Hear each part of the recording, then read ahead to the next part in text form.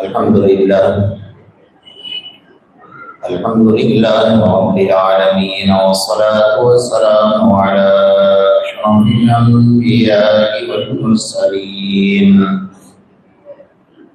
محمد بن عبد الله الأمين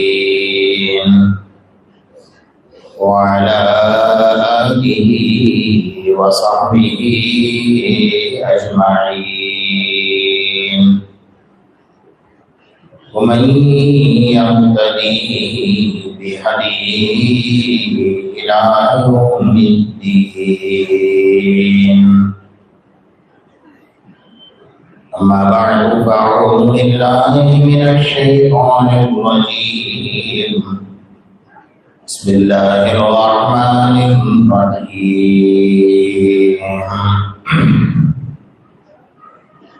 إنما يريد الله ليذهب عنكم الرجس أهل البيت ويطهركم تطهيرا. محمد رسول الله والذين معه أشداء على الكفار رحماء بينهم، تراهم ركعا سجدا يبتغون فضلا من الله ورضوانا، سيماهم في وجوههم من أثر السجود. وقال تعالى في موضع آخر: وكان حقا علينا نصر المؤمنين. وقال رسول الله صلى الله عليه وسلم: أنا مدينة العلم وعلي بابها. وقال رسول الله صلى الله عليه وسلم: أنا دار الحكمة وعلي بابها. أو كما قال عليه الصلاة والتسليم: صدق الله المولانا العظيم وصدق رسوله النبي الكريم، ونحن على ذلك لمن الشاهدين والشاكرين، والحمد لله رب العالمين. وقال تعالى في شأن حبيبه: إن الله وملائكته يصلون على النبي يا أيها الذين آمنوا صلوا عليه وسلموا تسليما.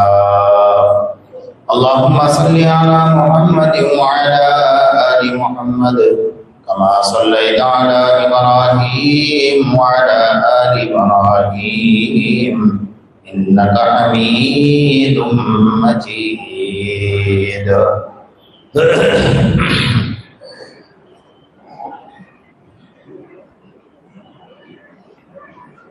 معزز علماء کرام، محترم بزرگان دین، عزیز نوجوانان اسلام اور پس پردہ بیٹھ کر سننے والی ماؤں اور بہنوں،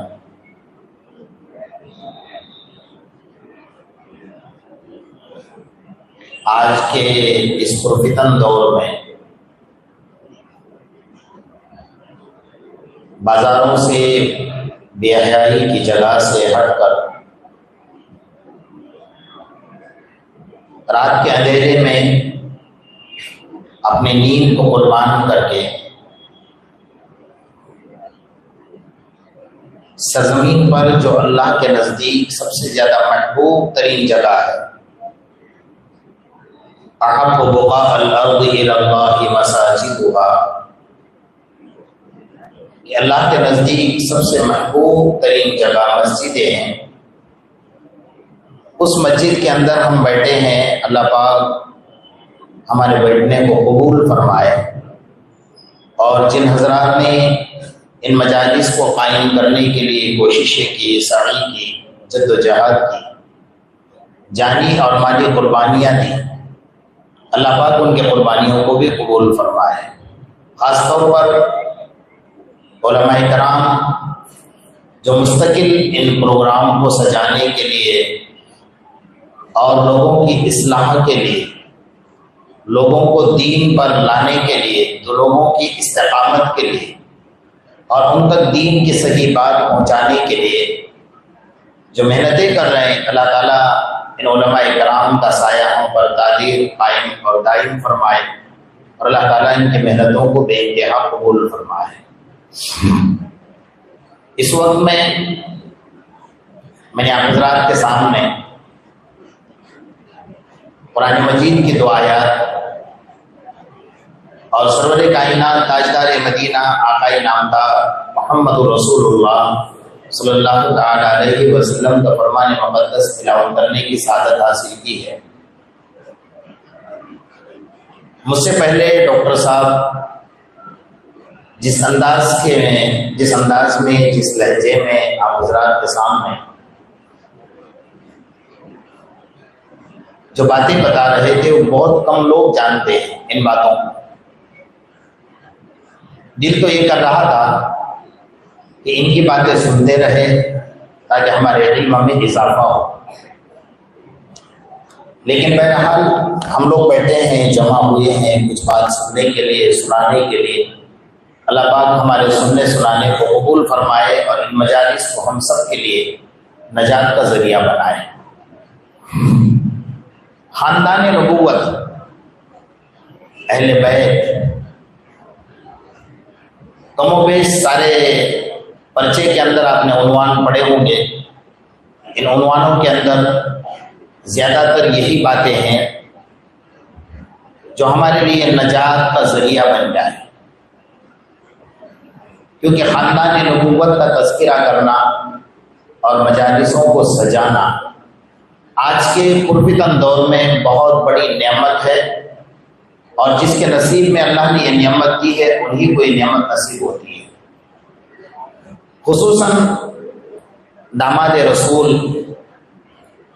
اور آخری خلیفہ آقائے نامدار محمد رسول اللہ صلی اللہ علیہ وسلم کے حضرت علی مرتضیٰ رضی اللہ تعالیٰ عنہ کے بارے میں،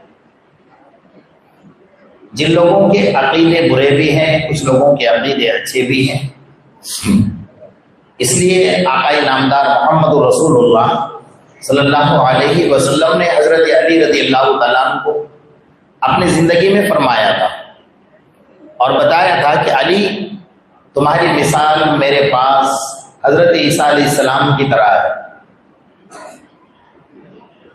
تو حضرت علی مرتضیٰ رضی اللہ تعالیٰ نے پوچھا، یا رسول اللہ یہ کیسے؟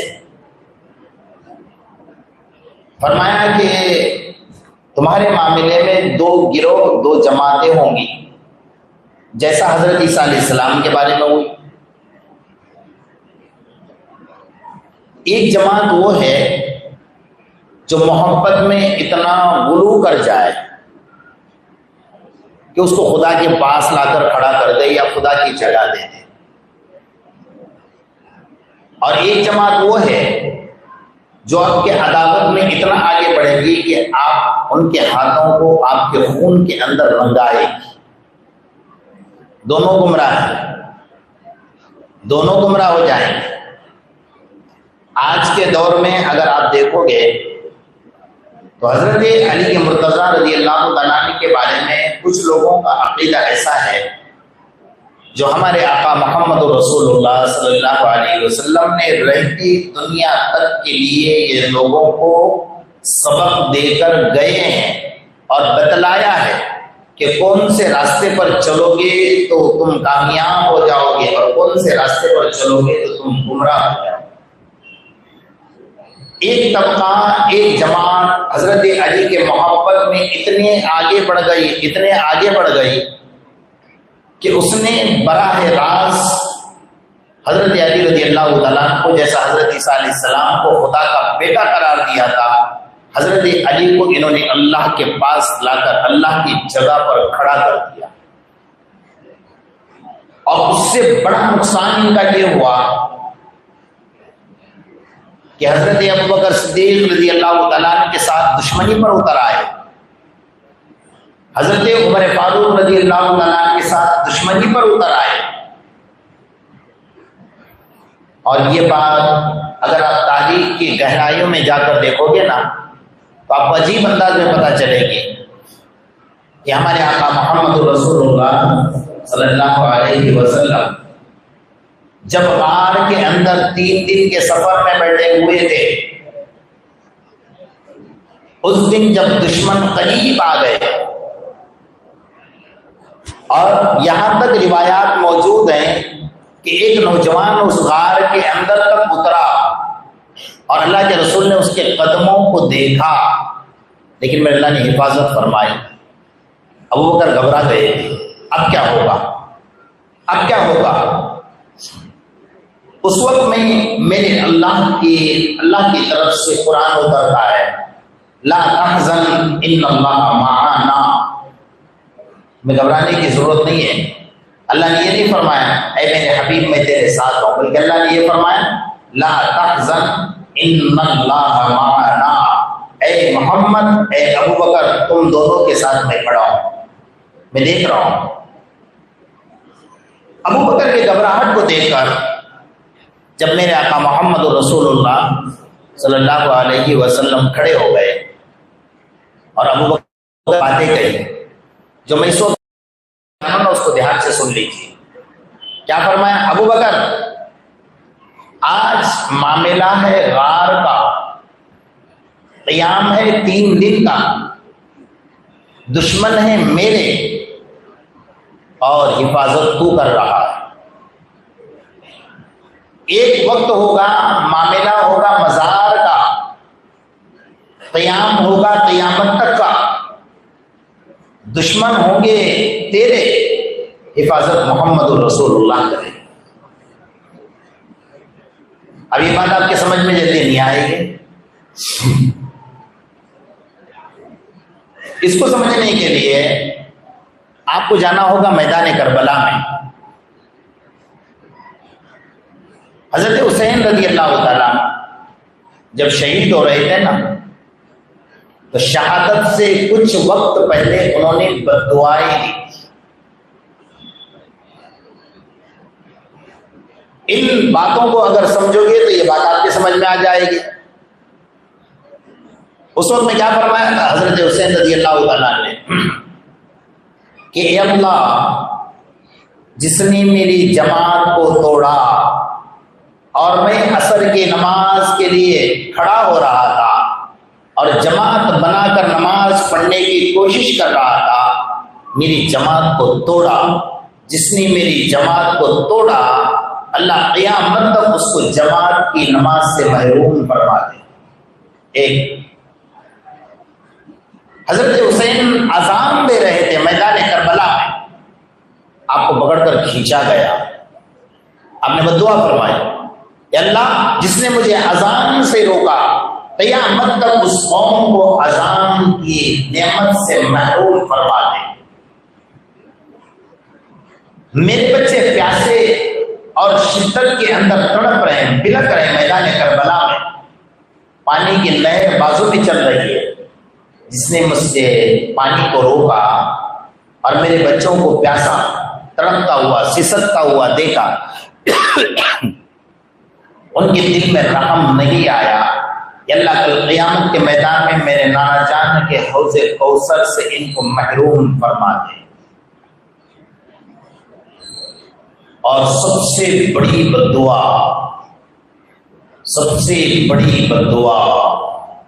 اللہ ہماری اور قیامت تک آنے والی نسلوں کی حفاظت فرمائے، آمین کو۔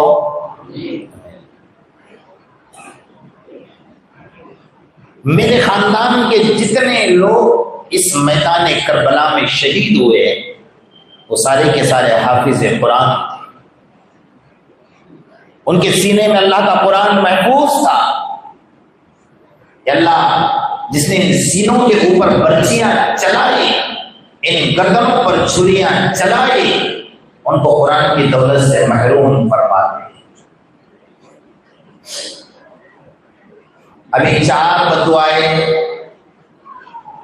برابر صادق آتی ہیں اس قوم کے اندر جو قوم آج دنیا میں موجود ہے، جو نہ جماعت کی نماز پڑھ سکتی ہے، نہ جو نماز سے پہلے اذان دے سکتی ہے. اور جب 2 بددعائیں ہم ہماری نظروں سے دیکھ رہے ہیں تو تیسری بددعا ہم قیامت کے میدان میں دیکھیں گے کہ حوض کوثر سے پانی بھی نصیب نہیں ہوگا. اور چوتھی بددعا ہم دیکھ رہے ہیں کہ وہ قرآن رٹ کر پڑھ کر پریشان ہو جاتے ہیں لیکن حافظ قرآن آج تک نہیں بن سکے. اس لیے کہ میرے حسین کی بددعا ہے. بات میں یہاں سے شروع کر رہا تھا کہ علی کی محبت میں اتنے آگے بڑھ گئے کہ حضرت ابوبکر کے ساتھ دشمنی، حضرت عمر کے ساتھ دشمنی، اور اتنی بڑھ گئی دشمنی کہ مدینہ منورہ تک جاتے ہیں اور مسجد نبوی میں داخل ہوتے ہیں لیکن مجال نہیں ہے کہ اللہ کے رسول کے روزے کے پاس پھڑک جائے، اللہ کے رسول کے روزے کے قریب پہ چلے جائے. اس لیے کہ ابوبکر اور عمر سوئے ہیں، ہم وہاں نہیں جائیں گے، تیری مجال کیا ہے کہ تو نہیں جائے گا. اللہ کے رسول نے پہرا لگایا ہوا ہے. سمجھ رہے اس بات کو؟ اللہ کے رسول نے پہرا لگایا ہے. جو ابوبکر کا نہیں وہ میرا نہیں، جو عمر کا نہیں وہ میرا نہیں. حضرت علی کی محبت میں اتنے آگے بڑھ گئے کہ حضرت علی کو خدا کی جگہ پر لا کر کھڑا کر دیا. حضرت عمر فاروق رضی اللہ تعالیٰ عنہ کے سارے زندگی کے واقعات کو تہس نہس کر کے رکھ دیا. حضرت ابوبکر صدیق رضی اللہ تعالیٰ عنہ کی ذات پر الزام لگایا اور وہاں نکل کے اللہ کی ذات پر بھی الزام لگا دیا. بھائی جو اللہ کی ذات پر الزام لگائے گا وہ مسلمان رہے گا؟ نہیں. اللہ نے تو قرآن کے 40 پارے نازل کیے تھے، 30 پارے باقی ہیں ہمارے پاس. 10 کہاں گئے؟ حضرت عائشہ کی بکری کھا گئی. جی تو اللہ کے قرآن میں اللہ فرماتا ہے اِنَّا نَحْنُ نَزَّلْنَا الذِّكْرَ وَإِنَّا لَهُ لَحَافِظُونَ. اللہ کی ذات پر الزام ہے کہ اللہ کی ذات نے حضرت عائشہ کی بکری کو اتنی عقل دی تھی کہ 10 پارے کھا جائے، 9 بھی نہیں کھائے، 11 بھی نہیں کھائے، 10 برابر نکال کے کھا گئے. عقل مندی کی انتہا تو دیکھ لو. تو بہرحال میں عنوان چھیڑ رہا تھا آپ کے سامنے کہ علی کے معاملے میں کچھ لوگ گمراہ ہو جائیں گے، جہنم میں چلے جائیں گے. دونوں گروہ، جو محبت میں غلو کرے گا وہ بھی جہنم میں، اور جو عداوت اور دشمنی رکھے گا وہ بھی جہنم میں جائے گا.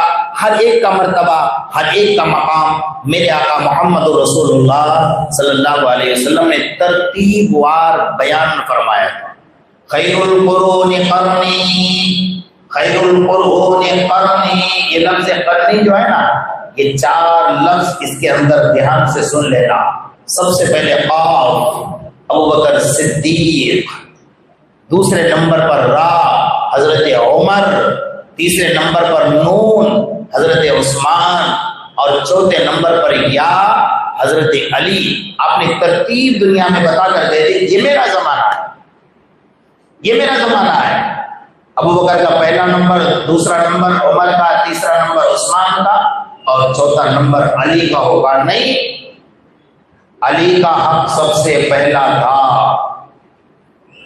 ابوبکر نے نعوذ باللہ من ذالک چھین لیا.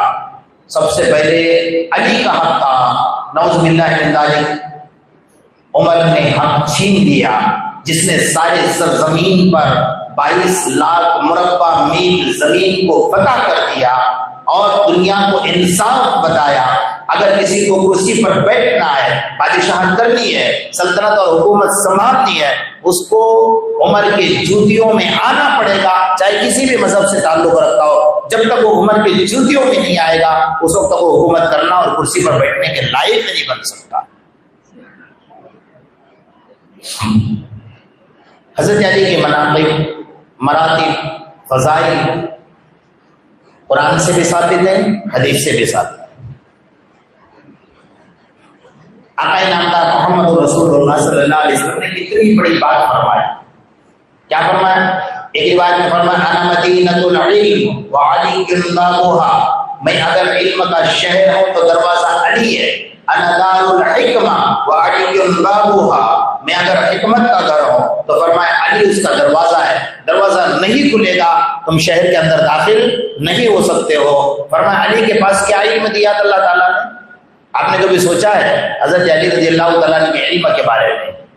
جو تفکر، جو سمجھ، جو سوچ، جو ذہانت، جو ذکاوت، جو حاضر جوابی اور جو علم دیا تھا، بلکہ حضرت مسروق رضی اللہ تعالیٰ عنہ فرماتے ہیں کہ آقا نامدار محمد رسول اللہ صلی اللہ علیہ وسلم کا علم عمر، علی، ابن مسعود پر جا کر ختم ہوتا ہے۔ سمجھ رہے ہو نا بات کو؟ سمجھ رہے ہو نا؟ اللہ کے رسول صلی اللہ علیہ وسلم کا علم جو ہے نا حضرت عمر، حضرت علی، حضرت مسعود رضی اللہ تعالیٰ عنہ پر جا کر ختم ہوتا ہے۔ یعنی اتنا علم ان کے پاس موجود تھا کہ آپ سوچ بھی نہیں سکتے کہ حضرت علی کو اللہ نے کتنا ذہن، کتنی ذکاوت عطا فرمائی ہے۔ بلکہ ماں عائشہ رضی اللہ تعالیٰ عنہ فرماتی ہیں کہ سنت کو اگر قریب سے کسی نے دیکھا ہے اور سنتوں کا علم اگر دنیا کو سیکھنا ہے وہ علی سے سیکھنا ہوگا، کہ علی کے پاس سب سے زیادہ میرے آقا کی سنتوں کا علم ہے۔ حضرت عمر فرماتے ہیں کہ علی کی غیر موجودگی میں اگر میں کوئی فیصلہ مقدمہ میرے پاس آتا ہے اور اس کا فیصلہ کرتا ہوں تو مجھے ڈر لگتا ہے کہ میں غلط تو نہیں کر رہا ہوں۔ حضرت عمر جیسی شخصیت فرما رہی ہے کہ میں کوئی غلط تو نہیں کر رہا ہوں، اس لیے کہ علی یہاں پر موجود نہیں ہے، کیونکہ علی کے پاس اللہ کے رسول صلی اللہ علیہ وسلم نے بھی فیصلے کروائے۔ جب میرے آقا یہاں بیٹھے ہوئے ہیں اور فیصلے آ رہے تو اللہ کے رسول فیصلہ نہیں فرما رہے، علی کے پاس فیصلہ کروا رہے۔ ایک فیصلہ مجھے یاد آیا، میں بتاتا جاؤں۔ اللہ کے رسول کے زمانے میں جانوروں کے فیصلے کو ہوتا ہے، تو انسانوں کے بھی نہیں ہوتے ہیں نا؟ ہوتے ہیں بھائی، انسانوں کی سنوائی نہیں ہے، وہاں جانوروں کی سنوائی نہیں تھی۔ اللہ کے رسول صلی اللہ علیہ وسلم تشریف فرماتے، ایک شخص آیا اور آ کر کہنے لگا یا رسول اللہ صلی اللہ علیہ وسلم میرا گدھا باندھا ہوا تھا اور یہ گائے آئی میرے گدھے پر حملہ کیا اور میرے گدھے کو ہلاک کر دیا۔ اللہ کے رسول کے سامنے شکایت آ گئی۔ اللہ کے رسول نے فرمایا علی اس کا فیصلہ کرو۔ اللہ کے رسول بھی فرما سکتے تھے نا فیصلہ، علی تم اس کا فیصلہ کرو۔ علی نے کیا فیصلہ کیا؟ پہلے پوچھا گائے والا کون ہے؟ کہا یہ، اس کو بلایا، آپ گائے لے کر جا رہے ہیں؟ کہا ہاں۔ اچھا یہ بتاؤ کہ گدھا باندھا ہوا تھا یا رسی سے چھوڑا ہوا تھا؟ کہا نہیں، گدھا باندھا ہوا تھا اور گائے کھلی تھی۔ تو گائے کے مالک سے پوچھا کہ آپ اس کے ساتھ تھے؟ کہا میں ساتھ تھا۔ آپ نے دیکھا ہے سارا منظر؟ کہاں دیکھا ہے؟ تو کہا اس کا قصاص دو، سزا اس کو دو، گائے والے کو جس نے گدھے کو مارا ہے۔ اگر گدھا اس وقت میں کھلا ہوتا تو پھر قصاص نہیں ہوتا، اس لیے کہ گدھا باندھا ہوا تھا۔ آقا نامدار محمد رسول اللہ صلی اللہ علیہ وسلم نے اس فیصلے پر مہر لگا دی، فرمایا کہ علی تمہارا فیصلہ بالکل برحق ہے اور صحیح ہے۔ علی کو اللہ نے وہ ذہن، وہ ذکاوت دی تھی۔ ایک دن عصر کی نماز کے لیے حضرت علی جا رہے تھے، یہودی جو ازل سے ہمارا دشمن ہے، جو ڈاکٹر صاحب فرما رہے تھے نا، مجھے تو ایسا اندر سے کھجلی ہو رہی تھی نا کہ یہودیوں کے بارے میں، کہ اس وقت کا جو ہٹلر تھا نا، اس نے یہ 80% یہودیوں کو مار کر 20% کو جو زندہ رکھا تھا نا، وہ اس لیے رکھا تھا کہ دنیا کے لوگ دیکھیں گے کہ میں غلط نہیں ہوں، یہ مرنے والے غلط تھے۔ آج دیکھ رہے ہیں نا دنیا کے لوگ سارے، تو مجھے اندر سے کھجلی ہو رہی تھی کہ اسی عنوان پر آج بات ہونی چاہیے، لیکن کیا کرے، مولانا سلیم صاحب کنوری اور یہاں کے علماء نے بالکل باندھ دیتے ہیں پاؤں، یہاں سے آگے نہیں آنا ہے آپ کو۔ ٹھیک ہے بھائی، کوئی مسئلہ نہیں ہے، جہاں تک ہماری حد ہوگی وہاں تک تو بولیں گے، جہاں لگے گا کہ ہم حد سے آگے اب پاؤں باندھ کر ہم بیٹھ نہیں پا رہے تو ہم کچھ کود بھی جائیں گے آگے۔ اللہ معاف فرمائے ہمیں، اور آپ کی نظر، آپ کی توجہ بھی ہمارے اوپر اللہ تعالیٰ قائم فرمائے۔ تو بہرحال یہودی ہمارا ازل کا دشمن ہے۔ ایک دن عصر کی نماز کے لیے حضرت علی رضی اللہ تعالیٰ جا رہے تھے، سفر سے آئے تھے، لگ رہا تھا کہ میری نماز قضا ہو جائے۔ دیکھیے آپ غور سے سن لیجیے، حضرت علی تھوڑا تیز قدم سے چل رہے تھے، یہودی نے ہاتھ پکڑ لیا اور کہنے لگا کہ علی اس وقت تک نہیں چھوڑوں گا جب تک کہ میرے سوال کا جواب نہیں دو گے۔ اب اس کو پتا تھا کہ ایسا سوال کروں گا کہ علی سوال میں الجھ جائیں گے اور ان کی نماز کم سے کم میں قضا کروا دوں گا، جماعت تو چھڑوا ہی دوں گا لیکن نماز تو قضا کروا دوں گا، ایسا سوال کروں گا۔ علی نے پوچھا سوال تو بتا کیا ہے؟ کہا میرا سوال یہ ہے۔ کہا کیا سوال ہے؟ کہ کتنے جانور دنیا میں ایسے ہیں جو انڈے دیتے ہیں اور کتنے جانور ایسے ہیں جو بچے دیتے ہیں۔ اب ہم پڑھتے ہیں کتابوں کے اندر کہ بھئی 18,000 مخلوقات ہے اللہ تعالیٰ کی، اب ہر مخلوق کا نام شمار کرو کہ یہ مخلوق ہے، یہ جانور ہے، یہ انڈا دیتا ہے، یہ بچے دیتا ہے، یہ انڈا دیتا ہے، یہ بچے دیتا ہے، یہ انڈا دیتا ہے، یہ بچے دیتا ہے۔ حضرت علی کا ہاتھ پکڑا تھا، حضرت علی نے آنکھ بند کر لی اور کہا کہ جس کے کان اللہ نے باہر رکھے ہیں نا وہ بچے دیتے ہیں، جس کے کان اللہ نے اندر رکھے ہیں وہ انڈے دیتے ہیں، جا چھٹے نکل گئے۔ اب وہ یہودی کھڑا ہے اس طریقے سے۔ حضرت علی گئے، تکبیر اولیٰ بھی ملی، نماز بھی پڑھ لی اور اللہ کے رسول کے ساتھ بیٹھے۔ دوبارہ آئے، دیکھا تو اسی جگہ پر کھڑا ہے، اسی جگہ پر۔ کہا کیا ہوا؟ فبہت الذی کفر، کیا ہوا؟ علی تمہاری بات پر میں غور کر رہا ہوں، کہیں بھی تمہاری بات غلط ثابت نہیں ہو رہی ہے کہ جس کے کان اللہ نے اندر رکھے وہ کیا دیتے ہیں؟ بولو نا بھائی، یہ سبق ہے، میں تو بیان نہیں کر رہا ہوں آپ کے سامنے، سبق یاد کرو۔ تو یہودیوں کو منہ توڑ جواب دینے کے لیے آپ کو حضرت علی کے اقوال پڑھنے ہوں گے۔ جس کے کان اللہ نے اندر رکھے ہیں وہ انڈے دیتے ہیں، جس کے کان باہر رکھے ہیں وہ بچے دیتے ہیں، جا چھٹی نکل گئے۔ حضرت عمر رضی اللہ تعالیٰ کے دور خلافت میں ایک عجیب بات پیش آئی، بہت عجیب۔ آج کے دور میں سارے ڈاکٹر اور سارے سائنس کے لوگوں کو علی کے قدموں کو چومنا پڑے گا، علی کے جوتیوں کو چومنا پڑے گا۔ حضرت عمر رضی اللہ تعالیٰ کے سامنے دو نوجوان آ کر کھڑے ہو گئے اور کہا کہ ہمارا باپ مر گیا ہے، ایک کہتا ہے کہ میں سگا بیٹا ہوں، یہ کہتا ہے کہ میں سگا بیٹا ہوں، مال ہے، میراث کے لیے جھگڑا چل رہا ہے، گواہ کوئی نہیں، کیسے فیصلہ کرو گے بھائی بغیر گواہ کے؟ آج کے دور میں کوئی فیصلہ کر پائے گا بغیر گواہ کے؟ وہ کہتا ہے کہ نہیں میں سگا بیٹا ہوں، وہ کہتا ہے کہ میں سگا بیٹا ہوں۔ حضرت عمر رضی اللہ تعالیٰ پریشان ہو گئے۔ حضرت عمر رضی اللہ تعالیٰ نے کہا بھائی ان کو لے جاؤ اور علی کے پاس لے جاؤ، حضرت علی کو جا کر کو ان کا فیصلہ کریں۔ حضرت علی رضی اللہ تعالیٰ کے پاس گئے تو انہوں نے کہا حضرت عمر رضی اللہ تعالیٰ نے امیر المومنین نے بھیجا، دیکھو ان کے اندر ادب کتنا تھا، آپس میں محبتیں کیا تھی، ادب کتنا تھا۔ علی کا مرتبہ اپنی جگہ پر اور عمر کا مرتبہ بھی اپنی جگہ پر ہے، اور عمر امیر المومنین ہے تو ادھر داماد رسول بھی ہیں، ادھر جنتی نوجوان کے سرداروں کے باپ ہیں، ادھر فاطمہ کے شوہر ہیں۔ لیکن حضرت علی نے کیا فرمایا؟ حضرت امیر المومنین نے بھیجا ہے، کہا کہ آپ جائیے وہیں پر، میں وہیں آتا ہوں۔ چنانچہ حضرت عمر کے پاس آئے، بیٹھے اور بیٹھنے کے بعد دونوں سے پوچھا کہ تو کہتا ہے کہ میں میرے باپ کا سگا بیٹا ہوں، یہ کہتا ہے کہ یہ جھوٹ بول رہا ہے، یہ میرا بھائی نہیں ہے، میرا سگا بھائی نہیں ہے۔ حضرت علی نے پوچھا دونوں کو تمہیں دونوں کو اپنے باپ کی قبر کا پتہ ہے؟ کہاں ہے؟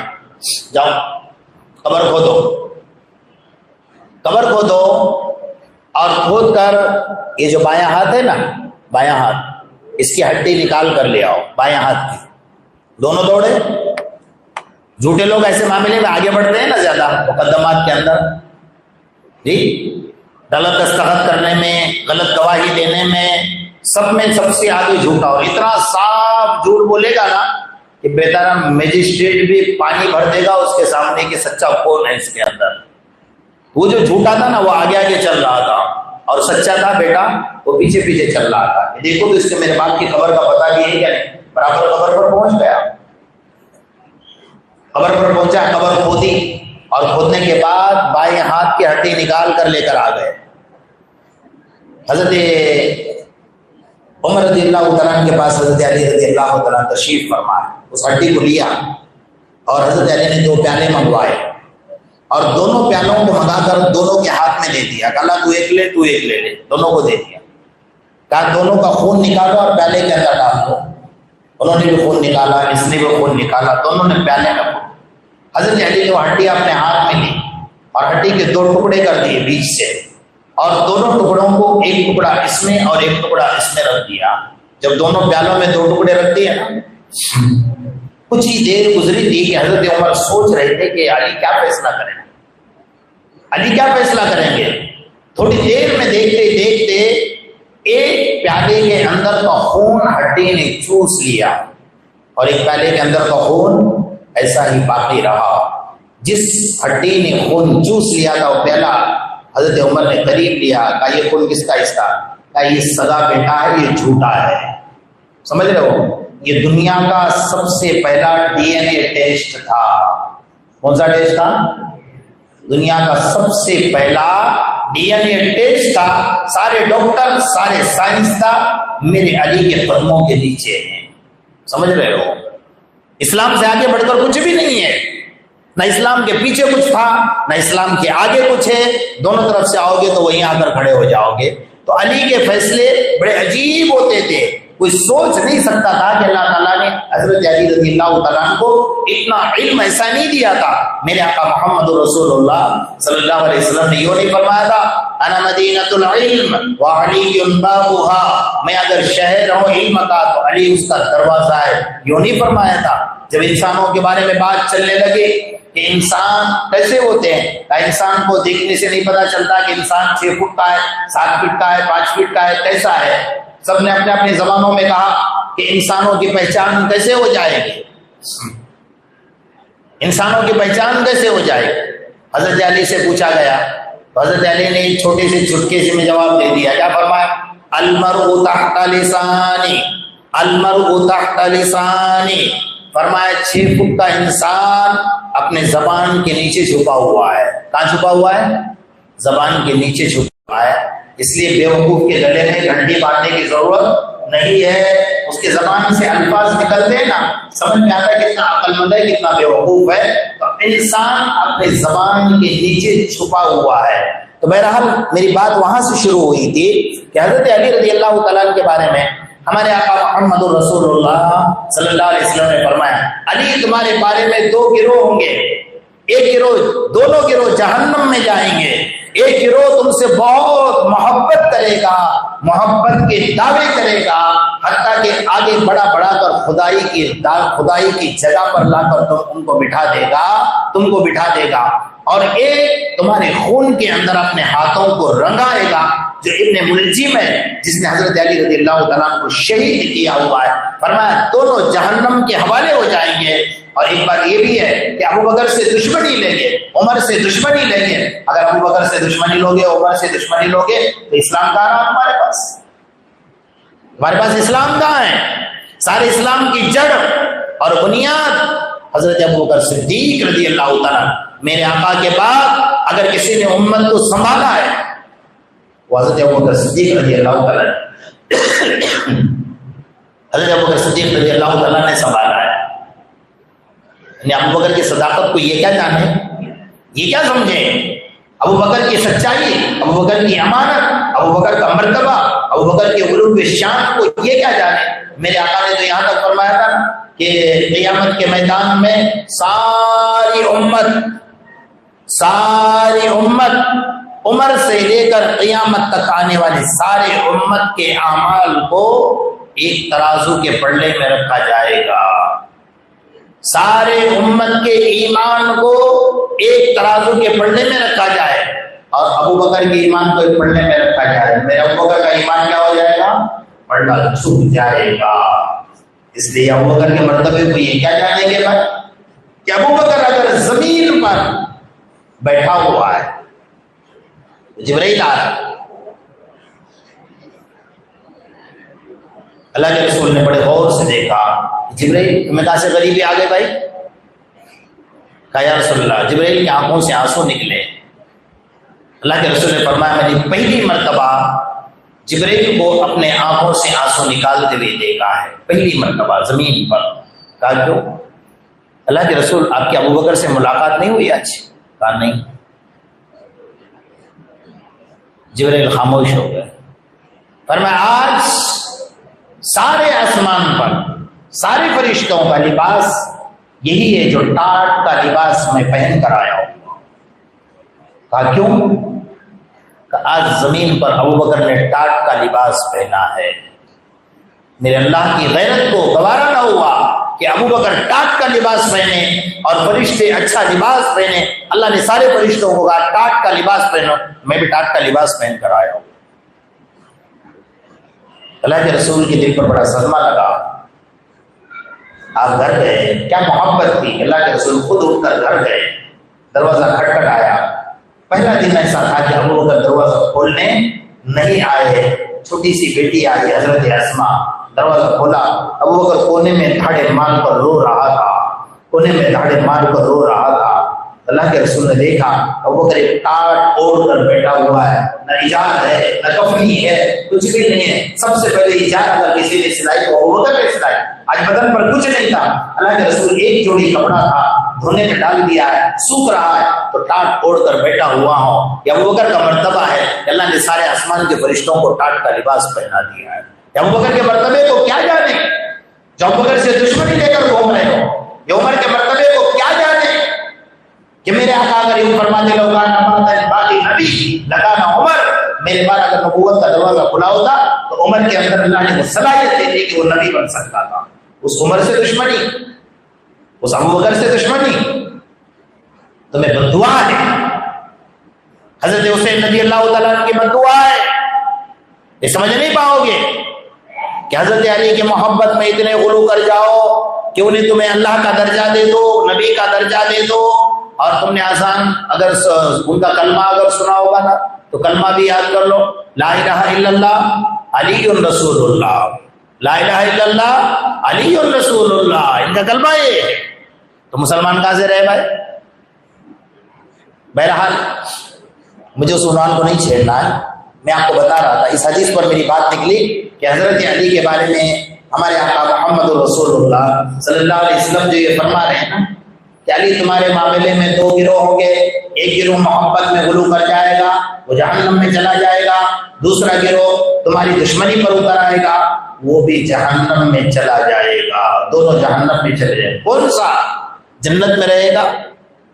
جو تمہاری باتوں کو مانے گا, تمہارے میرے دین کو لائے ہوئے دین پر تم نے عمل کیا, وہ دین تم نے لوگوں کو بتایا اور اس دین پر وہ لوگ چلے. فرمایا ان باتوں پر عمل کرنے والے جنت میں چلے جائیں. ایک دن کی عجیب بات ہے, سادہ بن جائے,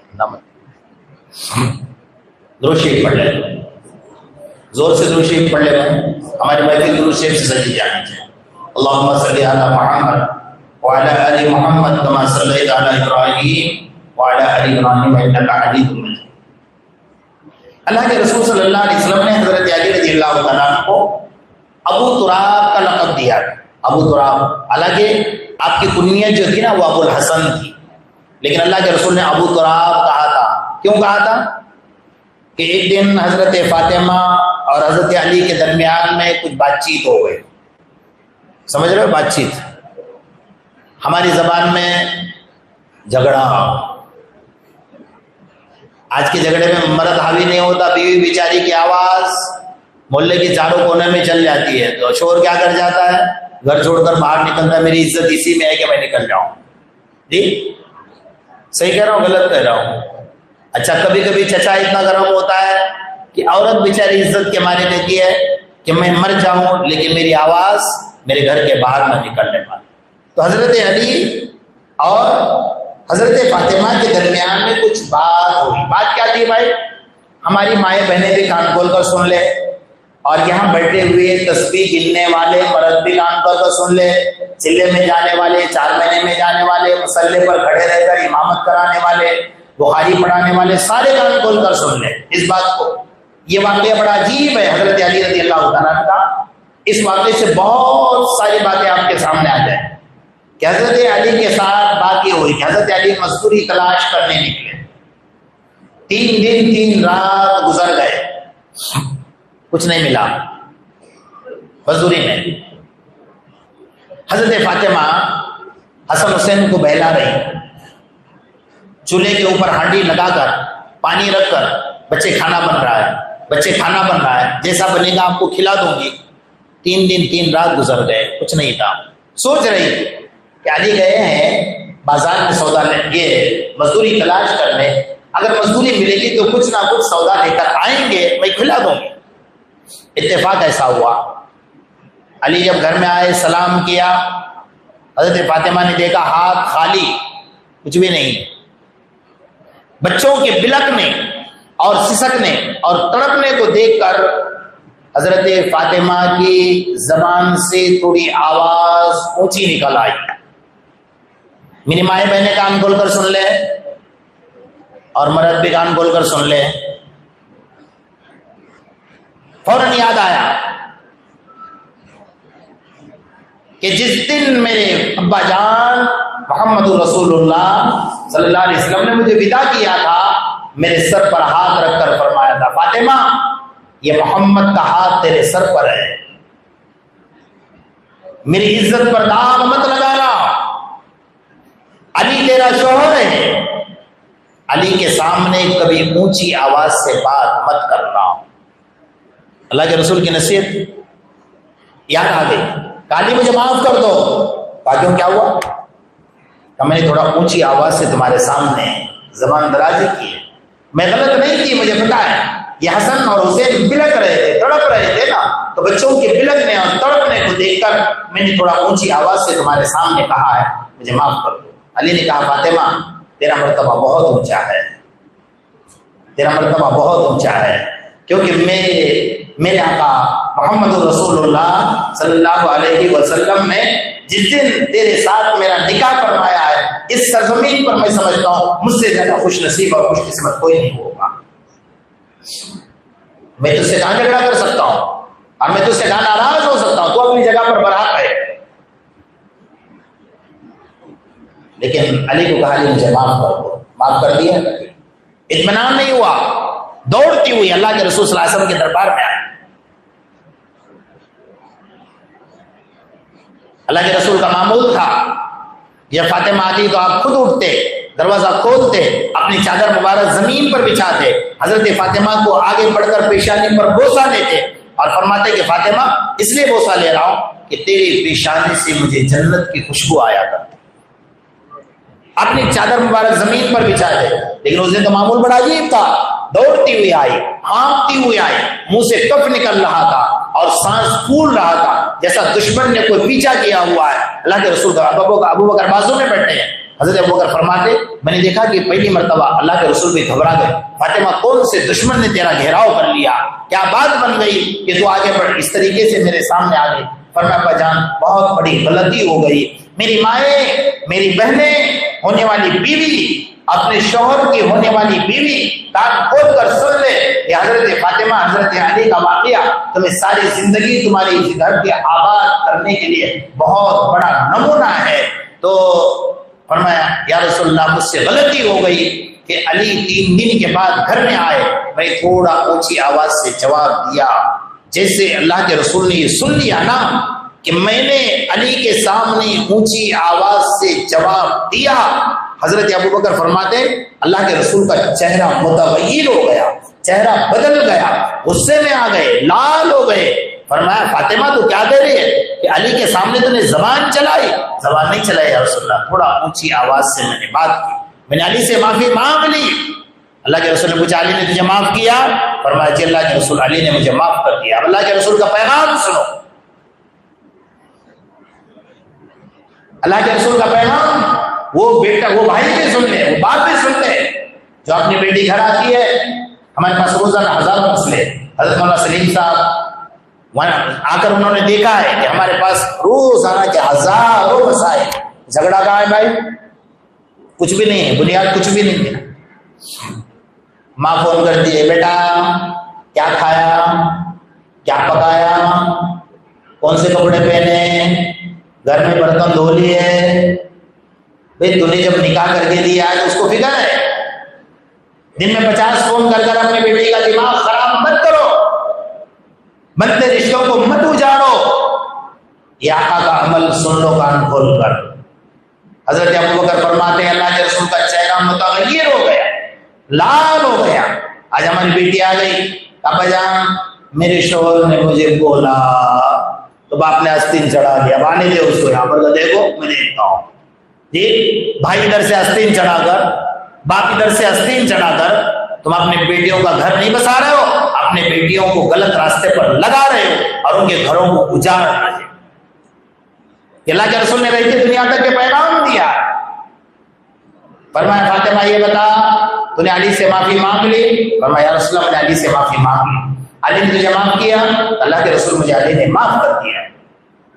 اللہ کے رسول کیا فرما رہے ہیں؟ حضرت ابوبکر فرماتے ہیں ابھی پیغام سن لو۔ فرمایا اللہ کا شکر ادا کرتا ہوں کہ علی سے تو نے معافی مانگ لی، اللہ کا احسان ہے کہ علی نے تجھے معاف کیا۔ فرمایا ورنہ اے فاطمہ دکان کھول کر سن لے کہ اس حال میں تیرا انتقال ہو جاتا کہ علی تجھ سے ناراض ہوتے، میں محمد رسول اللہ تیری نماز جنازہ میں شریک نہ ہوتا۔ میں محمد رسول اللہ بھلے تو جنتی عورتوں کی سردار کیوں نہ ہو، لیکن شوہر اگر ناراض ہے میں تیری نماز جنازہ میں شریک نہ ہوتا۔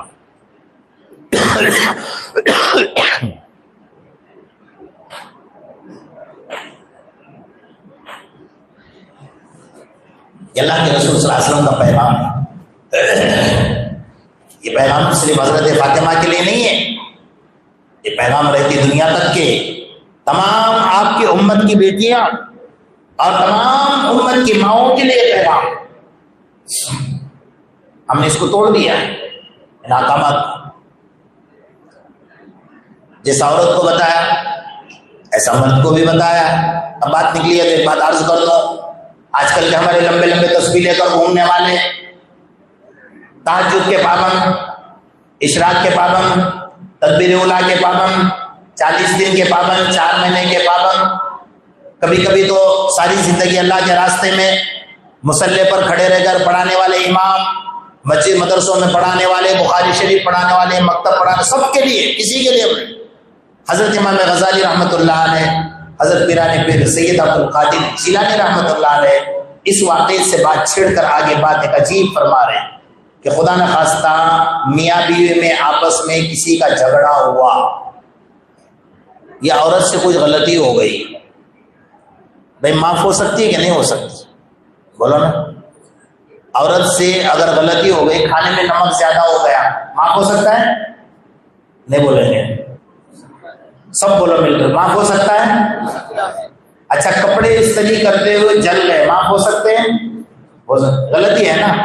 ہاں اگر عورت غداری کرے گی تو معاف نہیں ہوگا، غلطی معاف ہوگی۔ اس لیے معاف ہوگی کہ اللہ کا قرآن کہتا ہے وَعَاشِرُوهُنَّ بِالْمَعْرُوفِ، عورتوں کی سائٹ اللہ نے لی ہے اور کہا کہ یہ کمزور ہے، یہ کمزور ہے۔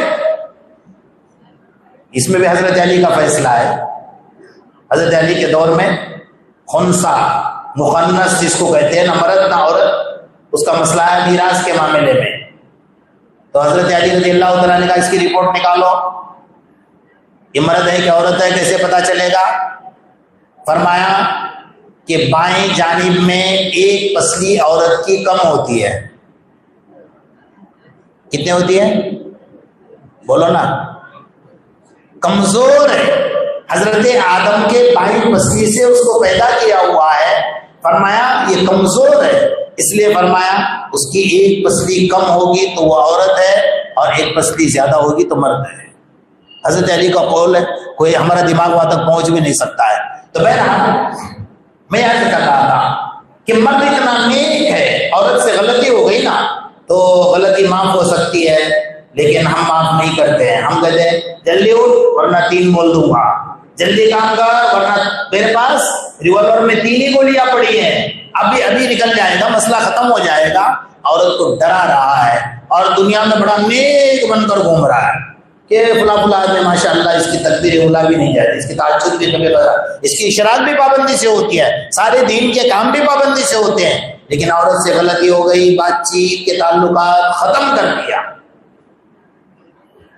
کئی لوگوں کی شکایتیں 3 مہینے 4 مہینے سال گزر جاتا ہے، گھر میں آتا ہے منہ چڑھا کر اور اس کے ہاتھ کا بنا ہوا کھانا بھی کھاتا ہے لیکن بات چیت عورت سے نہیں کرتا. ویسے مردوں کے لیے پیغام ہے. اسی واقعے سے حضرت علی کے واقعے سے حضرت پیران پیر سید عبد القادر جیلانی نے اخذ کیا ہے. اس لیے میں بات کو چھیڑ رہا ہوں. فرماتے ہیں حضرت پیران پیر سید عبد القادر جیلانی رحمۃ اللہ علیہ کہ مرد اتنا نیک ہے کہ اس کی تہجد کبھی قضا نہیں ہوتی, اس کی تکبیر اولیٰ کبھی فوت نہیں ہوتی ہے. روزانہ ایک قرآن ختم کرتا ہے, پورا دن روزہ رکھتا ہے, پوری رات نوافل پڑھتا ہے اور روزانہ ایک عمرہ کرتا ہے, سال میں ایک حج کرتا ہے. اتنا نیک ہے لیکن خدا نہ خواستہ عورت سے غلطی ہو گئی نا تو بات چیت کے تعلقات عورت سے ختم کر دیتا ہے.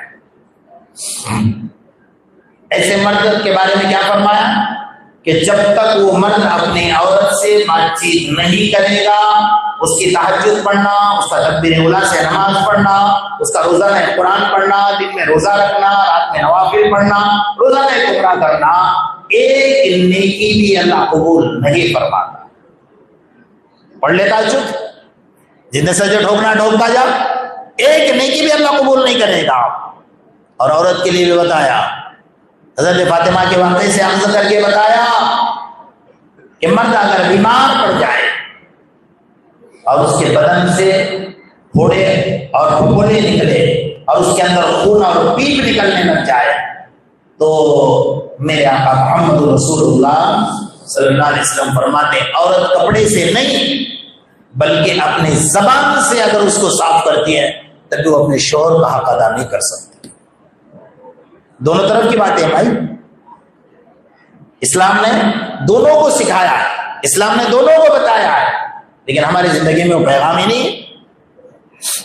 حضرت علی رضی اللہ تعالیٰ نے حضرت فاطمہ رضی اللہ تعالیٰ سے نکاح کے بعد حضرت فاطمہ خود فرماتی کہ حضرت علی کو میں نے دیکھا کہ نکاح سے پہلے نکاح کے بعد ان کی زندگی میں اتنی عاجزی تھی نا, اتنی عاجزی تھی کہ حضرت علی اپنی گردن کو نیچے جھکا کر چل. حالانکہ حضرت علی کا بدن زیادہ موٹا بدن تھا, آپ کی ہائٹ بہت کم تھی, آپ کی آنکھیں بڑی بڑی تھی, آپ کا سینہ بڑا تیز, آپ کا سینہ بڑا چوڑا تھا. اور حضرت علی ایک دن اتفاق ایسا ہو گیا کہ حضرت علی کی زرہ پر یہودی نے قبضہ کر لیا. اب زرہ نصیب بھی کیسے اس کے کہ حضرت علی کی زرہ پر قبضہ کر لیا. فیصلہ کس کا کون کرے گا؟ حضرت علی امیر المومنین ہے, اور اس وقت میں یہودی نے آپ کے زرہ پر قبضہ کر لیا. تو فیصلہ تو علی بھی کر سکتے تھے, امیر المومنین بادشاہ تھے.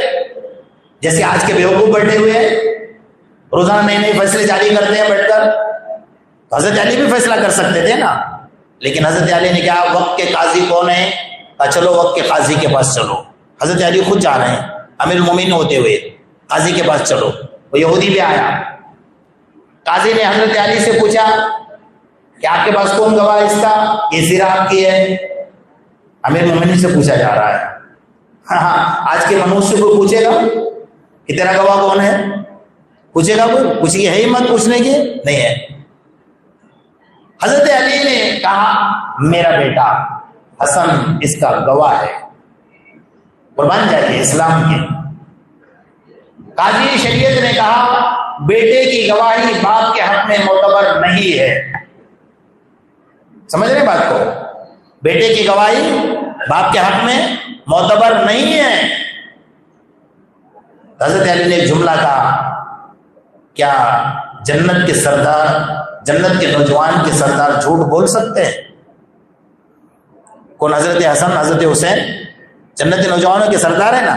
کہا وہ جھوٹ بول سکتے ہیں؟ کہا وہ اپنی جگہ پر ہے, لیکن اسلام کا اصول ہے کہ بیٹے کے باپ کے حق میں بیٹے کی گواہی معتبر نہیں ہے. یہودی بیٹھے بیٹھے سن رہا تھا اور کہہ رہا زرہ میرے پاس ہے, میرے قبضے میں ہے, میری ہے. ابھی فیصلہ بھی نہیں ہوا تھا, بات چل رہی تھی. یہودی کی آنکھوں سے آنسو نکل آئے. ہوگا بیچارہ کسی مسلمان کی صحبت میں رہا ہوگا, ورنہ یہ تو نفٹ اور اتنا دیوس قسم کا ہے نا کہ جس کی کوئی انڈیا دنیا کی سب سے ناپاک اور گندی اور منحوس اگر کوئی مخلوق اس سرزمین پر ہے وہ یہودی ہے. سمجھ رہے ہو؟ وہ یہودی ہے. موقع نہیں میرے پاس ان کا پردہ میں فاش کروں آپ کے سامنے, اور اس کو سپورٹ کرنے والے سب سے زیادہ بدماش اس سرزمین پر اگر کوئی ہے وہ اہل عرب ہے، جس کے بارے میں میرے آقا محمد رسول اللہ صلی اللہ علیہ وسلم نے یہ فرمایا تھا وَيْلٌ لِّلْعَرَبِ، سب سے پہلے عرب ہلاک، تباہ اور برباد ہو جائے گا۔ اس کی بربادی کا نغمہ اگر شروع ہوگا، اس کی بربادی کی ابتدا اگر ہوگی نا، وہیں سے ہوگی۔ وہ یہودیوں کو سپورٹ کرے گا، وہ مشرکوں کو سپورٹ کرے گا۔ کر رہا ہے کہ نہیں کر رہا ہے؟ میرے دل میں بڑا درد ہے، سب کے دل میں ہوگا درد، لیکن میرے دل میں بہت گہرا زخم ہے فلسطین کا اور غزہ کے مسلمانوں کا۔ تو یہودی دیکھ رہا ہے کہ حضرت علی امیر المومنین ہے اور خود لے کر مجھے قاضی کے پاس آئے ہوئے۔ اس نے کہا آپ کی سچائی کے لیے اتنا کافی ہے کہ آپ امیر المومنین ہوتے ہوئے بھی قاضی کے پاس آئے ہو، آپ چاہتے تو مجھے سزا دے سکتے ہو، سزا دے کیونکہ میں جھوٹا ہوں، آپ کی زرہ پر میں نے قبضہ کر لیا ہے، فرمایا زرہ آپ کی ہے، لیکن مجھے اسلام اتنا پسند آ گیا کہ وقت کا امیر المومنین ہونے کے باوجود وہ قاضی کے پاس اپنا فیصلہ لے کر آیا ہے۔ اسلام اگر اتنا سچا ہے تو مجھے کلمہ پڑھا دو، لا الہ الا اللہ محمد رسول اللہ صلی اللہ علیہ وسلم۔ وہی علی ہے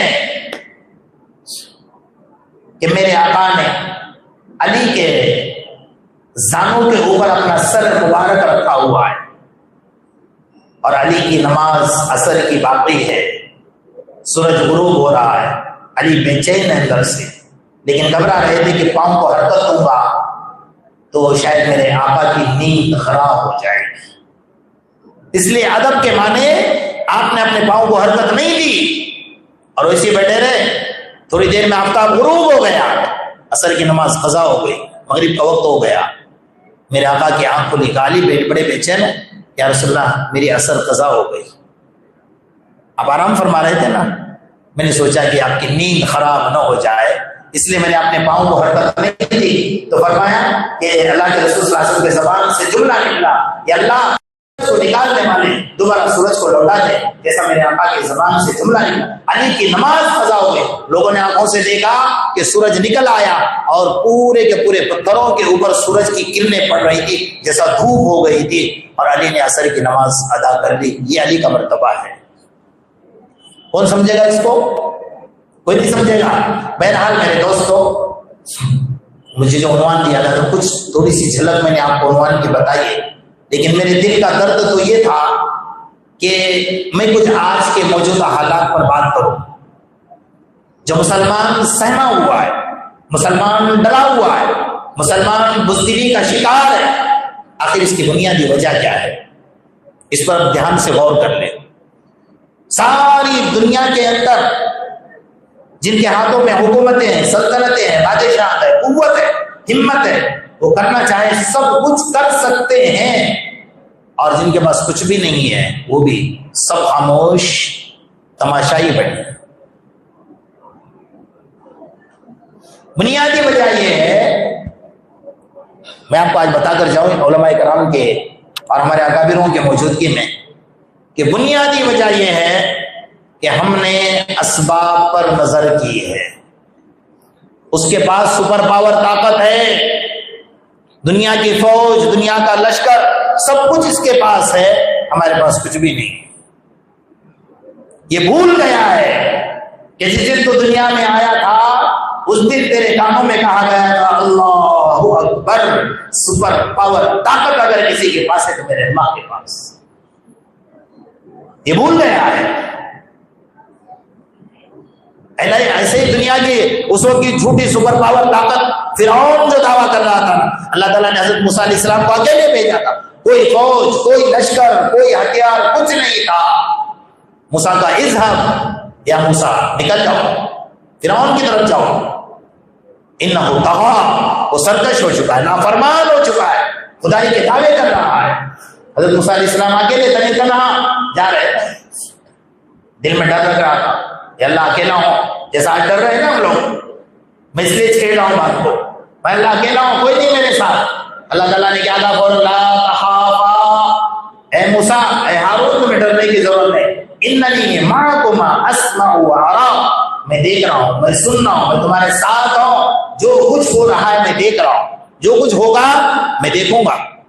اللہ نے یہ نہیں بتایا تھا پہلے سے وہاں جاؤ گے 70,000 کا مقابلہ ہوگا، وہ 70,000 جادوگر آپ کے ہاتھ پر اسلام قبول کریں گے اور ساتھ آئیں گے، آگے سمندر ہوگا۔ اللہ نے کچھ بھی نہیں بتایا، تم جاؤ کود پڑو، نکل گئے۔ اللہ کا حکم تھا 70,000 جادوگر، سب سے پہلا مقابلہ ہوا۔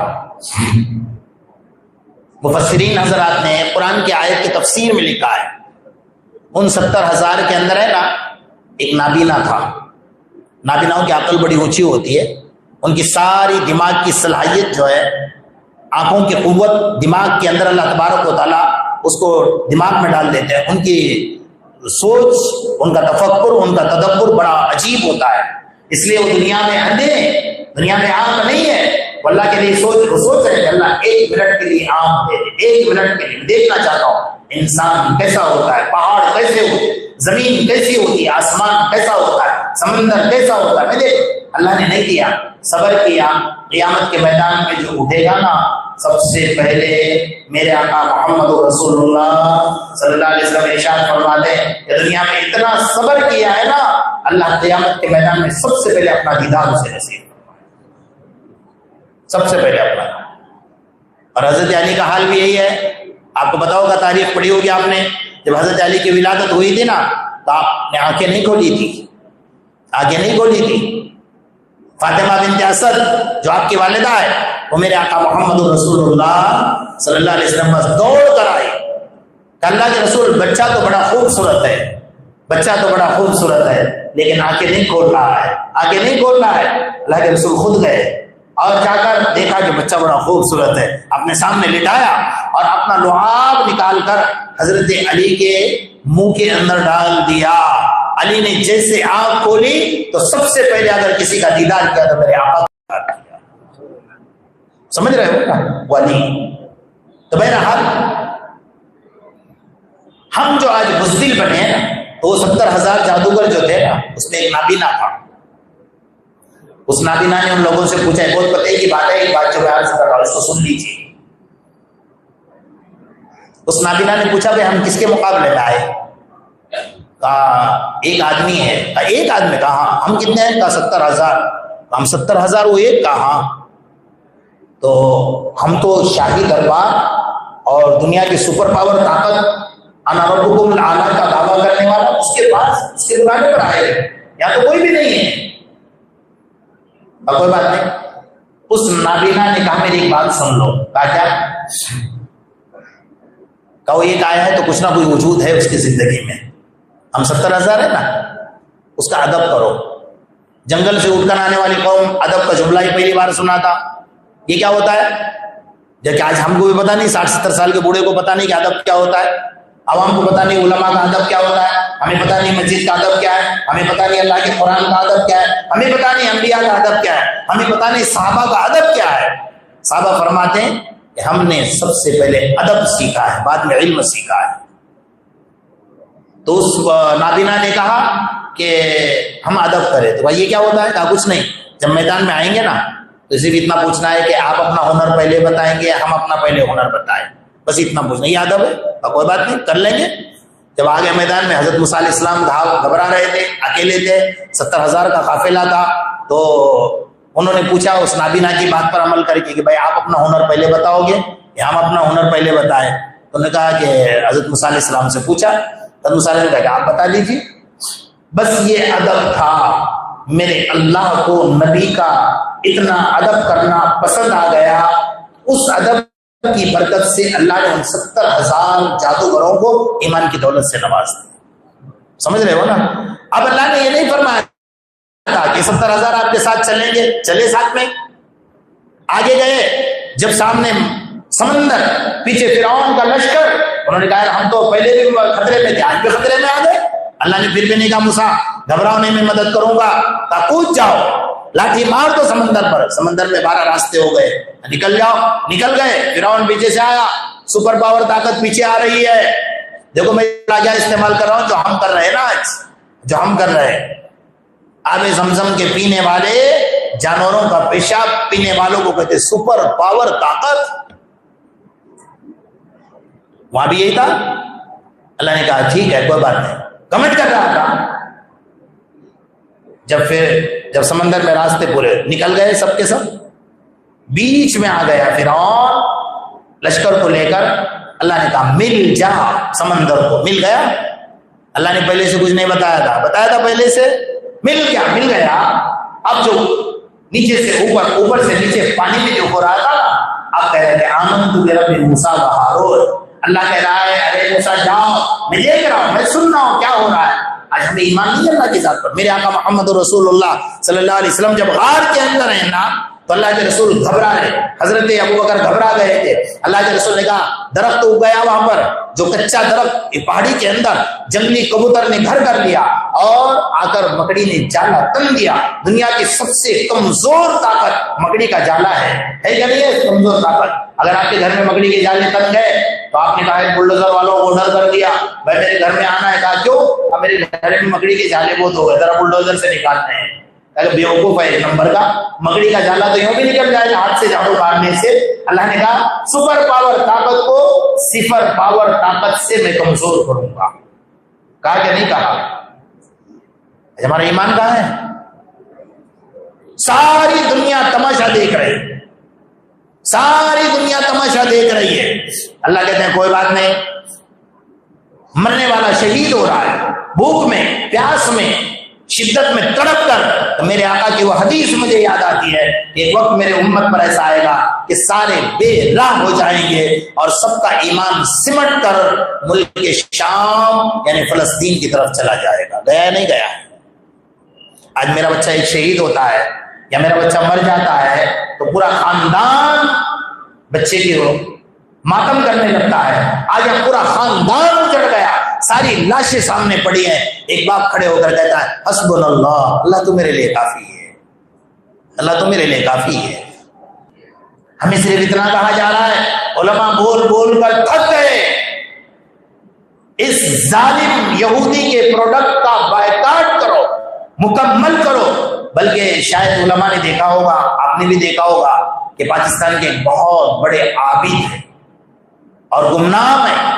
انہوں نے ابھی چند دن پہلے چند مہینے پہلے کچھ ایک خواب دیکھا تھا, جس خواب کی تصدیق حضرت مفتی تقی عثمانی صاحب دامت برکاتہ اور حضرت علامہ نقشبندی دامت برکاتہ دونوں نے مل کر اس خواب کی تصدیق فرمائی. اس میں خواب میں انہوں نے 3 مرتبہ ہمارے آقا محمد رسول اللہ صلی اللہ علیہ وسلم کو دیکھا. اللہ کے رسول صلی اللہ علیہ وسلم نے 3 مرتبہ اپنے آنکھوں سے آنسو نکال کے یہ کہا کہ وہ مسلمان نہیں ہے, وہ میرا امتی نہیں ہے, وہ میرا امتی نہیں ہے, وہ میرا امتی نہیں ہے جو اسرائیل کا بائیکاٹ نہ کرے. نہیں کرتے ہم لوگ, اس کی چیزوں کو استعمال کر رہے, آرام سے دکانوں پر جا کر خرید رہے. مر جاؤ گے. کیا وہ چیزیں آپ کو یہاں کے ہمارے ملک کی نہیں ملتی ہیں ملک کے اندر جو اس کا بائیکاٹ نہیں کر رہے ہو آپ؟ ابھی یاد رکھو, میرا بچہ اگر اسرائیل کی چاکلیٹ کھا رہا ہے اور میں دعائیں کر رہا ہوں کہ اللہ فلسطین کی حفاظت فرما, تو مجھ سے بڑا منافق اس سرزمین پر کوئی نہیں ہو سکتا. میری ماں اگر اسرائیل کے بنے ہوئے پروڈکٹ سے کپڑے دھو رہی ہے اور رات کے اندھیرے میں دعا کرتی ہے اللہ فلسطین کے ماؤں کی حفاظت فرما, اس سے بڑی منافق عورت اس سرزمین پر کوئی نہیں ہو سکتا. کان کھول کر سن لو. اتنی تو مدد کر سکتے ہیں نا ہم لوگ, نہیں کر سکتے. ان کا خون میں اگر یہودیوں کا ہاتھ بھرا ہوا ہے تو تم بھی اس سے خالی نہیں ہو. کل قیامت کے میدان میں اللہ کے سامنے آ کر گواہی لیں گے. اللہ جیسا ہم اسرائیل کو معاف نہیں کریں گے ویسا ان مسلمانوں کو بھی معاف نہیں کریں گے. کیا گواہی دو گے آپ؟ اپنے بچنے کا کوئی راستہ نہیں ہے آپ کے پاس. ہماری بہادری, ہماری شجاعت یہی چیزوں میں.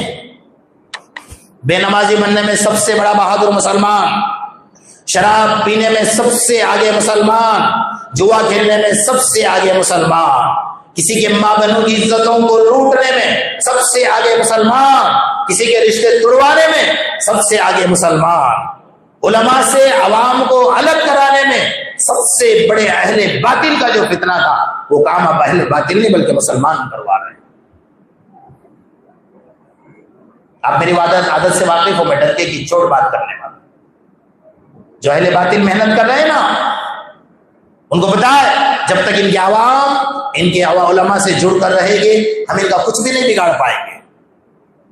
اس لیے انہوں نے عوام کو الگ کر دیا، علماء کو الگ طبقے میں لا کر رکھ دیا. اب یہ کام وہ کر کے ہٹ گئے، اب ہم وہ کام کر رہے ہیں. امت کا وہ طبقہ یہ کام کر رہا ہے. اللہ ہماری حفاظت فرمائے. میرے دوستو، ماحول دن بدن خراب ہو رہا ہے، اور میرا اللہ ہے، اللہ بھی سب کا تماشا دیکھ رہا ہے کون کیا کرتا ہے کیا نہیں کرتا ہے. جس دن میرے اللہ کی لاٹھی چلے گی اور جس دن اللہ تبلیغ کا ناچ نچوائے گا نا، اس کو کوئی کہیں نہیں بچے گا. اس لیے مسلمانوں تمہیں گھبرانے کی ضرورت ہے، قرآن بھرا پڑا ہے. اللہ فرماتا ہے وَكَانَ حَقًّا عَلَيْنَا نَصْرُ الْمُؤْمِنِينَ، اے ایمان والو میں نے ذمہ داری لی ہے، میں تمہاری حفاظت کر کے رہوں گا. وَلَن يَجْعَلَ اللَّهُ لِلْكَافِرِينَ عَلَى الْمُؤْمِنِينَ سَبِيلًا، اللہ فرماتا ہے کسی ظالم کی قوت اور مجال نہیں ہے کہ وہ مسلمان کو ڈرائے دھمکائے یا اس کے اوپر روک جاری کرے. ایسی مثال ہے جیسے ایک مرغی کو آپ نے دیکھا ہوگا، اس کے بچوں کو لے کر چلتی ہے نا، تو سامنے سے جب بلی آتی ہے تو وہ کیا کرتی ہے، آپ نے پر کھول دیے، کھولتی ہے کیا نہیں کھولتی؟ دیکھا ہے نا آپ نے مرغی کو. پر کھولنے کا مطلب یہ نہیں ہوتا ہے کہ وہ بلی کا مقابلہ کر رہی ہے، بلکہ وہ کیا کہتی ہے پر کھول کر، سب سے پہلے میرے بچوں تک پہنچنے سے پہلے تجھے میرا مقابلہ کرنا ہوگا. میرا مقابلہ کرے گی، مجھے مار ڈالے گی، اس کے بعد میرے بچوں تک پہنچے گی، میری لاش سے تجھے گزر کر جانا ہوگا. اللہ یہ فرما رہا ہے وَلَيَجْعَلَ اللَّهُ لِلْكَافِرِينَ عَلَى الْمُؤْمِنِينَ سَبِيلًا. ساری دنیا ظالموں سے بھر جائے، ساری دنیا تمام فرعونیت سے بھر جائے، پھر بھی فرمایا اے ظالموں کان کھول کر سن لو، مرد مومن تک پہنچنے سے پہلے تمہیں میرا مقابلہ کرنا ہوگا. اللہ کا مقابلہ کوئی کر سکتا ہے؟ لیکن ہمارا امتحان کہاں ہے؟ ہمارا امتحان صرف ایک جگہ پر ہے. کہاں ہے؟ جہاں جہاں قرآن کی آیت ہے اِنَّا لَنَنصُرُ رُسُلَنَا وَالَّذِينَ آمَنُوا فِي الْحَيَاةِ الدُّنْيَا وَيَوْمَ يَقُومُ الْأَشْهَادُ، جہاں جہاں قرآن کی آیت ہے نا، وہ اللہ نے لفظ ایمان مومن کا تذکرہ کیا ہے. تیرے پاس اگر ایمان مضبوط ہے تو تیرا کوئی بال بھی بیکار نہیں کر سکتا ہے. آپ کہیں گے فلسطین کے مسلمانوں کا ایمان مضبوط نہیں، آپ کہو کہ شاید کوئی روشن ضمیر ہوگا اس کے دماغ میں بات آ سکتی ہے، ان کا دماغ بہت مضبوط ہے. اس لیے ایک معصوم بچے سے جب کوئی پوچھتا ہے کہ تیری خواہش کیا ہے، وہ بچہ یہ کہتا ہے مسجد اقصیٰ کے لیے شہید ہونا میری خواہش. ان کا ایمان ہے. تم نے گردنیں جھکانا نہیں سیکھی، تم گردن کیا کٹواؤ گے اللہ کے راستے میں. میں اپنا ایک واقعہ سنا کر اپنی بات کو ختم کر. ہم جو ظلم کی چکی میں پیسے جا رہے ہیں نا، اللہ نے تو وعدہ کیا ہے وہ پورا کر کے رہے گا. اس کے وعدے کو نہ کوئی چیلنج کر سکتا ہے، نہ اس کے قدرت کے سامنے کوئی دم مار سکتا ہے. وہ تو کر کے دکھائے گا. لیکن وہ دیکھ رہا ہے کہ مرد مومن کیا کر رہا ہے. بڑا دردناک واقعہ میں آپ کو سنا رہا ہوں. یہ واقعہ سنتے ہیں ہم دعا کر لیتے ہیں. پاکستان میں 2016 کتنے سال ہو گئے بھائی؟ 2016 کتنے سال ہو گئے جی؟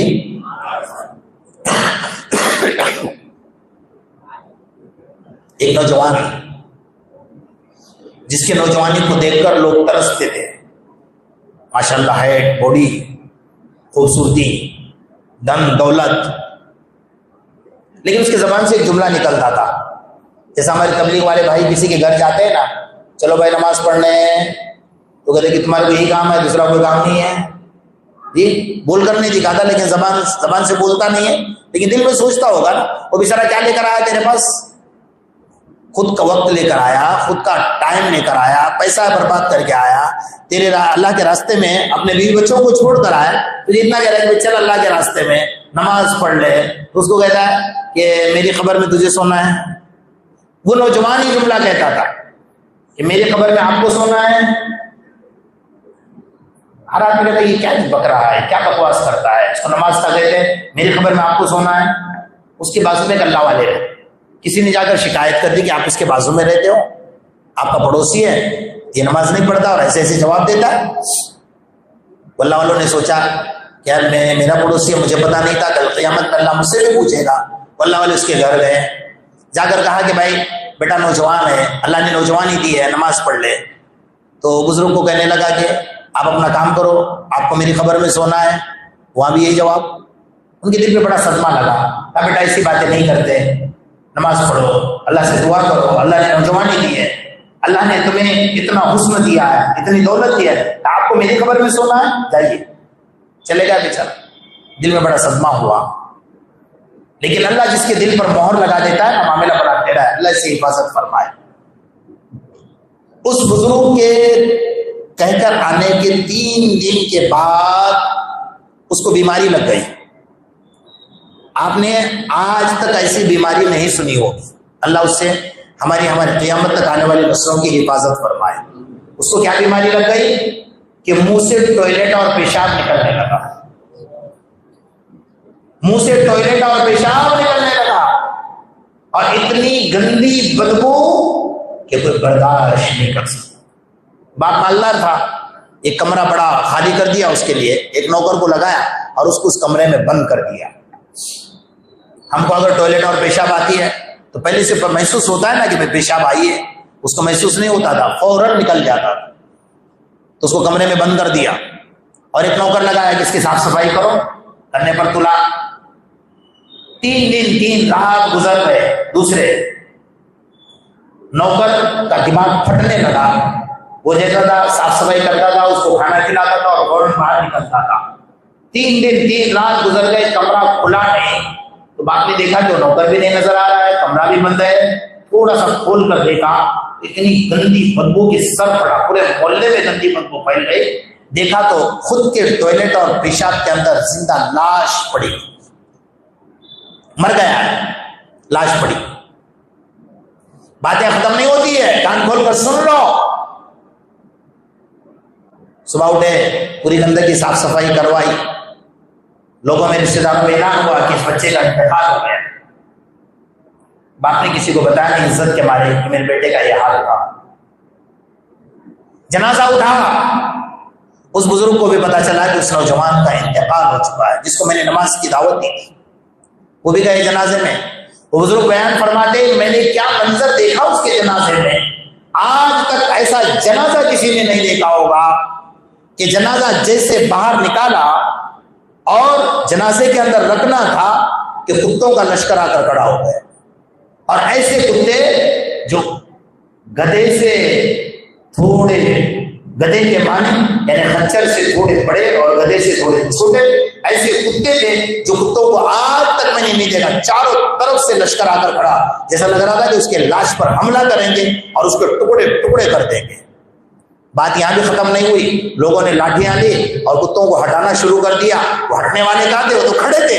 بہرحال بہت مشکل سے اس کا جنازہ پڑا اور قبرستان لے کر جب گئے تو وہاں بھی کتوں کا لشکر چاروں طرف سے گھیر کر کھڑا تھا. آپ کہیں گے پہلے زمانے کے واقعے, پہلے نہیں ہے, 2016 کا واقعہ میں جو سنا رہا ہوں. اور جنہوں نے اپنے آنکھوں سے دیکھا آج بھی وہ زندہ ہیں, آج زندہ ہیں. قبرستان میں کتوں کو بہت مشکل سے ہٹایا اور قبر میں رکھا تو چاروں طرف سے کتے واپس قبر کے پاس آ کر کھڑے ہو. باپ بھائی اور 8-10 لوگ قبر پر پہرا لگا کر کھڑے ہیں. لیکن سوچا کب تک کھڑے رہے, رات 24 گھنٹے تو ہم کھڑے نہیں ہو سکتے نا. مفتی صاحب سے فتوا پوچھا تو اللہ والے مفتی صاحب تھے, انہوں نے فتوے میں لکھ کر دے دیا کہ دوبارہ قبر کھودی جائے, دوبارہ قبر کھودی جائے. چنانچہ دوبارہ قبر کھودی گئی. قبر کھود کر جیسے باپ نے منظر دیکھا, بے ہوش ہو کر زمین پر گر گیا, چیخ مار کر میرا بیٹا کہاں چلا گیا. فرمایا اندر تو سور کی لاش پڑی ہوئی اور اس کے گلے میں لوہے کی زنجیریں اور دانت اتنے لمبے لمبے جیسا جہنم کی آگ اس کے منہ سے نکل رہی ہے. اسے منہ سے کہا کرتا تھا کہ میری خبر میں آپ کو سن رہے ہیں. جیسا آج کل کے لوگ بولتے ہیں نا, دین کے بارے میں کچھ مت کہا کرو اپنی زبان سے, علماء کے بارے میں اپنی زبان سے کچھ مت کہا کرو, کان کھول کر سن لو. رات میں سو تو سجدہ کر کے سو، صبح اٹھو تو سب سے پہلے سجدہ کرو اللہ کے سامنے، اس سے بڑھ کر اللہ نے کوئی نعمت تمہیں نہیں دی۔ تو ہمارا یہ 10 دن کا بیٹھنا کامیاب ہوا جب آپ 5 وقت نماز کے پابند بنو گے، بنو گے کیا نہیں بنو گے؟ تبھی ہم کامیاب ہوں گے۔ ایسا نہیں رات میں 12-1 بجے تک جلسے میں آرام سے بیٹھ گئے اور صبح فجر میں سوتے رہے، آپ کا جلسے میں بیٹھنا کوئی کام نہیں آئے گا۔ اللہ پاک ان ہونے والے مجالس کو بے انتہا قبول فرمائے، اور جو علماء کرام اس کے پیچھے محنتیں کر رہے ہیں، کوششیں کر رہے ہیں، اتنے دور دور سے علماء کرام کو بلا رہے ہیں، اللہ پاک سب کے آنے کو بھی قبول فرمائے، اور ہمارے اس ملک کے حالات کو اللہ تبارک و تعالیٰ درست فرمائے، اور آنے والے فتنوں سے اللہ پاک ہماری مکمل حفاظت فرمائے۔ وآخر دعوانا الحمدللہ رب العالمین۔